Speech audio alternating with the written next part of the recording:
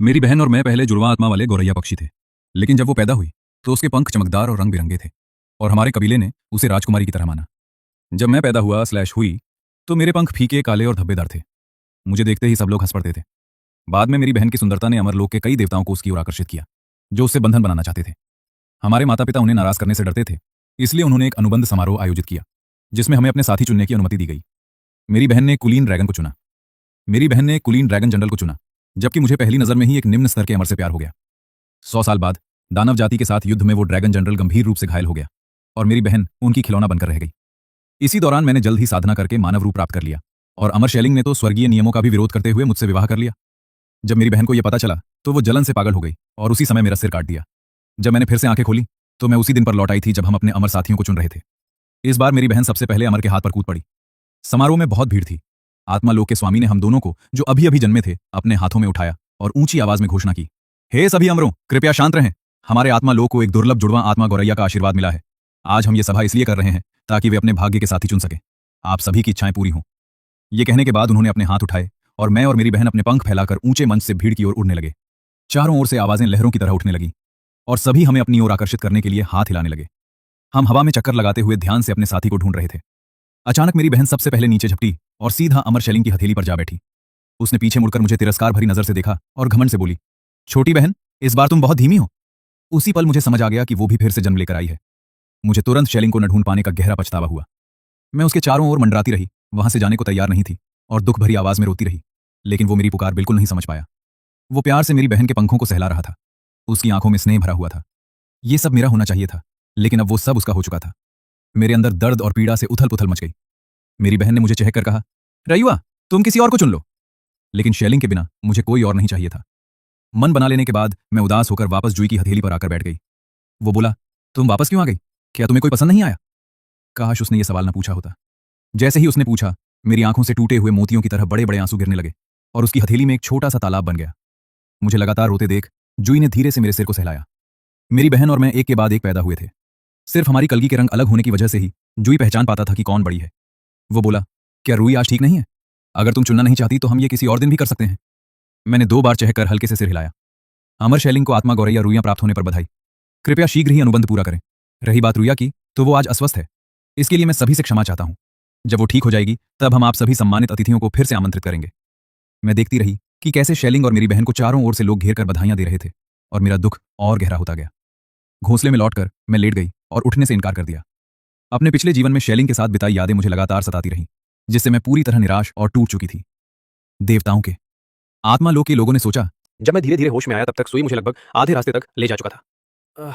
मैं कराहते हुए बोला, तुम रुक नहीं रहे हो? नहीं, मैं रुआ को नहीं देखना चाहता। मुझे वापस ले चलो, मुझे वापस ले चलो। सुई मेरी चिड़िया जैसी भाषा बिल्कुल समझ नहीं पाया और उसे लगा कि मैं उसे जल्दी करने के लिए कह रहा हूँ। डरो मत, तुम किस बात से डर रहे हो? तुम पहले ही पूरा जन्म ले चुके हो। मुझे पता है कि तुम भी रुआ से मिलने के लिए उत्साहित हो। बैठो ठीक से, और तेज, थोड़ा और तेज। अब मैं और सहन नहीं कर पाया। एक बार फिर मैंने जुई की बाहों से खुद को छुड़ाया और बेतहाशा कोशिश करने लगा। मैं वापस उड़ने की कोशिश करने लगा। इस बार घबराहट में मैं अपनी दिशा खो बैठा और सीधे किसी और की बाहों में जा टकराया। संयोग से वो व्यक्ति कोई और नहीं बल्कि ड्रैगन कबीले का जनरल था। सुई घबराकर जल्दी से वहां आ गया। माफ कीजिए जनरल बायो, कृपया उस चिड़िया को मुझे वापस दे दीजिए। मैंने अपने पंजों से बेबस होकर बायो के कपड़ों को कसकर पकड़ लिया। मैं वापस नहीं जाऊंगा, चाहे मैं मर भी जाऊं फिर भी वापस नहीं जाऊंगा। आखिरकार जुई समझ गया। वो तुरंत खुशी से चमक उठा और बायो की ओर हाथ जोड़कर बोला, बधाई हो युद्ध देवता, लगता है मेरी चिड़िया ने आपको चुन लिया है।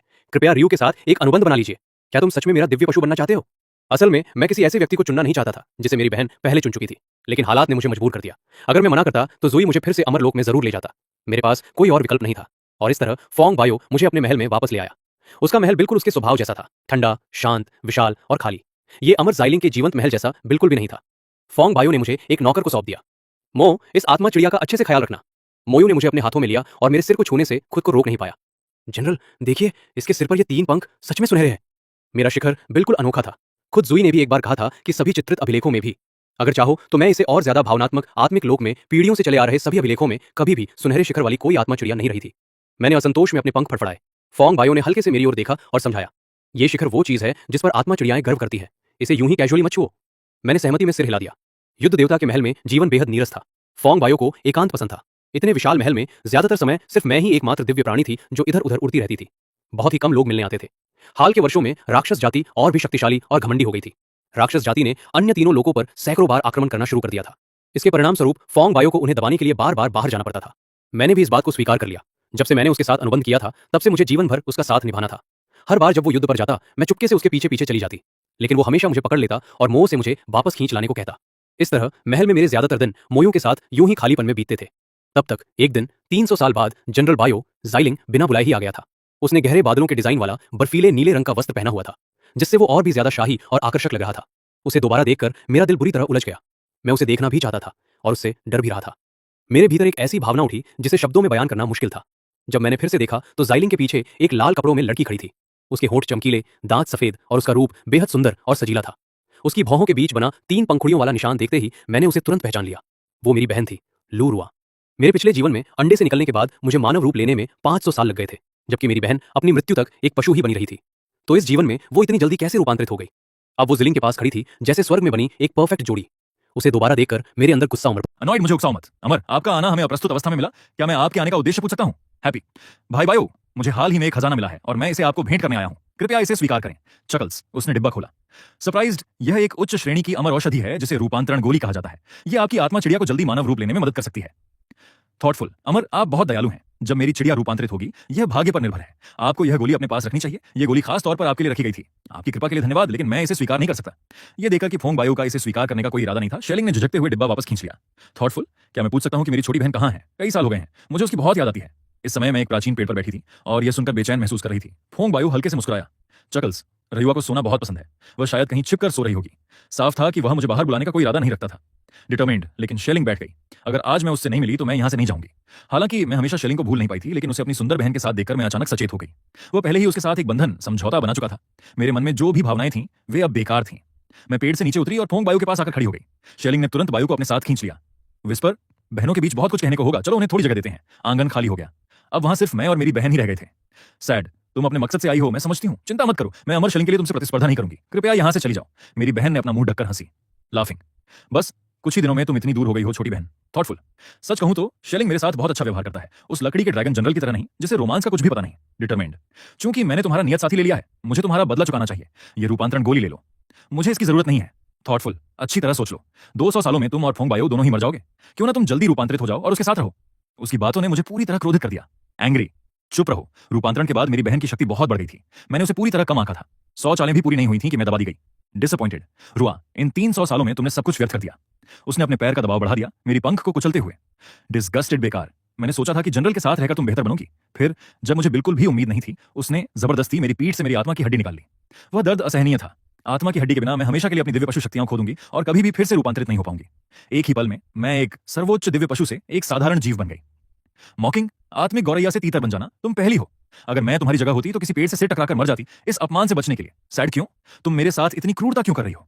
कोल्डली, बिल्कुल, भविष्य की मुसीबत को खत्म करने के लिए। जब से उसने शेलिंग के साथ बंधन बनाया था, तब से मेरे मन में उसके लिए कोई भी गलत भावना नहीं रही थी। फिर भी अब वो मुझे पूरी तरह बर्बादी की ओर धकेल रही थी। मेरा शरीर और मन दोनों टूट चुके थे और मैं बेहोश हो गई। जब मैंने फिर से आंखें खोली तो मैंने एमओयू का उलझा हुआ चेहरा देखा। कंफ्यूज्ड हूं, ये तीतर कहां से आ गया और ये इतना बुरी तरह घायल है? सरप्राइज्ड, रुआ, क्या तुम एक कंफ्यूज्ड तीतर? कोई जवाब न मिलने पर एमओयू ने मेरे पंख पकड़ लिए और मुझे रसोई की ओर ले जाने लगा, चलते चलते बड़बड़ाते हुए मटरिंग, चलो इस तीतर को भून ही लेते हैं। लगता है रुआ को आजकल पका हुआ मांस पसंद आने लगा है। उस पल मेरा दिल पूरी तरह टूट गया। कभी मैं एक दिव्य प्राणी थी जिससे हर कोई बंधन बनाना चाहता था, और अब मैं एक साधारण तीतर बन चुकी थी जिसे खा लिया जाएगा। ऐसी जिंदगी जीने का क्या मतलब रह गया था? मैंने संघर्ष करना छोड़ दिया। शायद यही बेहतर था। कम से कम इससे मेरी आखिरी थोड़ी सी इज्जत तो बची रहती। जैसे ही एमू, उसने मेरा सिर काटने के लिए चाकू उठा लिया। तभी एक अचानक शक्ति ने मुझे खींचकर फोंग बायो की बाहों में पहुंचा दिया। एमओयू का वार खाली हवा में चला गया। इसे मत मारो, ये छोड़ो भी। अगर मैं तुम्हें बताऊं भी तो तुम समझ नहीं पाओगे। फोंग बायो मुझे वापस अपने कक्ष में ले गया। मुझे पता था कि भले ही मैं अब एक तीतर बन गया था, फिर भी उसने मुझे एक नजर में पहचान लिया था। उसने बड़े ध्यान से मेरे घावों पर दवा लगाई और कुशलता से मेरा टूटा हुआ पंख फिर से जोड़ दिया। मैंने हल्की सी आह भरी। शायद एमओयू के चाकू के नीचे मर जाना ही बेहतर होता। अगर मैं ठीक भी हो जाता तो भी मैं सिर्फ एक बेकार प्राणी बनकर जीता जिसका मजाक उड़ाया जाता। क्या तुम सच में इतनी बुरी तरह मरना चाहते हो? मैंने हैरानी से ऊपर देखा और फोंग बायो की गहरी रहस्यमय नजरों से सामना हुआ। आप समझ सकते हैं? मैंने घबराते हुए हकलाकर पूछा। नहीं, आप पक्षियों की भाषा कैसे समझ सकते हैं? आत्मा लोक के सबसे महान पशु प्रशिक्षक भी इसे नहीं समझ पाते। वे नहीं समझते, इसका मतलब ये नहीं कि मैं भी नहीं समझता। मैं पूरी तरह स्तब्ध रह गया। इसका मतलब मैं हर दिन जो भी शिकायतें बड़बड़ाता था, उसने सब कुछ सुन लिया था। मैंने तो ये तक कह दिया था कि वो नीरस और उबाऊ है जाइलिंग के मुकाबले। उस पल तो मेरा मन हुआ कि मैं शर्म से अपना सिर कहीं छिपा लूं। मेरी हालत देखकर फोंग बायो ने बेबस होकर सिर हिलाया और धीरे से मुझे एक गोली खिला दी। वो मेरे मुंह में जाते ही तुरंत पिघल गई और पूरे शरीर में गर्माहट फैल गई। दर्द पूरी तरह गायब हो गया। मैं बोल नहीं पा रहा। आराम से रहो, ये दवा तुम्हें सुन्न कर देगी, तुम कल बोल पाओगे। उसने मुझे बिस्तर के अंदर की तरफ लिटाया और कंबल उठा दिया। अमर जाइलिंग, आप अंदर नहीं जा सकते। फोंग बायो, वो कहाँ है? तुम्हारा वो क्रूर जानवर कहाँ है? मैंने दयालुता से उन दोनों बहनों को मिलने दिया और उसने मुझे इस हालत में घायल कर दिया। हमारी पुरानी दोस्ती चाहे जो भी हो, मुझे इसका जवाब चाहिए अमर। इसे जाने दीजिए, मेरी बहन नासमझ थी। जनरल बायो के साथ अपने रिश्ते को नुकसान मत पहुंचाइए। वो बस इस बात से जल रही थी कि मैं पहले रूप बदल पाई और उसी में उसने गलती से मुझे चोट पहुंचा दी। मैं सच में उसे दोष नहीं देती। जाइलिंग ने उसकी ओर दुख भरी नजरों से देखा। उसने तुम्हें इस हालत में पहुंचा दिया और तुम फिर भी उसकी तरफदारी कर रही हो। तुम्हें उसे वो ट्रांसफॉर्मेशन पिल नहीं देनी चाहिए थी। ऐसी एहसान फरामोश बहन को मानने का कोई मतलब नहीं है। उसकी बातों में सच को तोड़ मरोड़ कर पेश करते हुए सुनकर मुझे आखिरकार उसकी क्रूरता समझ में आ गई। सब कुछ मुझसे छीन लेने के बाद भी वो मेरा नाम बदनाम करना चाहती थी। फोंग बायो ने उसे ठंडी नजर से देखा। तुम कहती हो कि ये चोटें रुआ ने दी हैं, लेकिन सिर्फ तुम्हारी बातों पर कोई कैसे विश्वास कर सकता है? क्या मैं खुद को घायल करके उसे फंसाऊंगी? तो फिर उसे बुलाओ ताकि वो मेरा सामना करे। फोंग बायो ने तिरस्कार भरी हंसी के साथ कहा। वो अभी रूपांतरित नहीं हुई है, वो तुम्हारा सामना कैसे करेगी? वो उस गोली से रूप बदल सकती है तो फिर उसे ले आओ। मैं न हिल सकता था न बोल सकता था। मेरे अंदर घबराहट भर गई। अब मुझे आखिरकार समझ आ गया। उसने मेरी आत्मा की हड्डी इसलिए ली थी क्योंकि उसे पता था कि मैं सामने आने की हिम्मत नहीं करूंगा। इस तरह वो मुझ पर आसानी से आरोप लगा सकती थी। जाइलिंग ने तिरस्कार से हंसते हुए कहा, शायद तुम्हारी स्पिरिट स्पैरो अपराध बोध में भाग गई होगी। बकवास, रुआ ऐसा नीच काम कभी नहीं कर सकती। वो तो अभी थोड़ी देर पहले एक तीतर भी वापस लेकर आई थी। तीतर का नाम सुनते ही मेरी बहन के होंठों पर हल्की सी मुस्कान आ गई। तीतर? कौन सा तीतर? बस बहुत हुआ। रुआ किसी को नुकसान नहीं पहुंचा सकती। ये घाव साफ तौर पर किसी धारदार हथियार से लगे हैं। वो अभी भी अपने पशु रूप में है। वो हथियार कैसे चला सकती है? अमर, आरोप लगाने से पहले आपको उसके घावों की ठीक से जांच करनी चाहिए। जाइलिंग थोड़ा हिचकिचाया, फिर मेरी बहन की ओर मुड़ा। रुआन, तुम झूठ तो नहीं बोल रही हो? मैं कसम खाती हूं। जरूरत नहीं, मुझे तुम पर भरोसा है। फिर वो ठंडे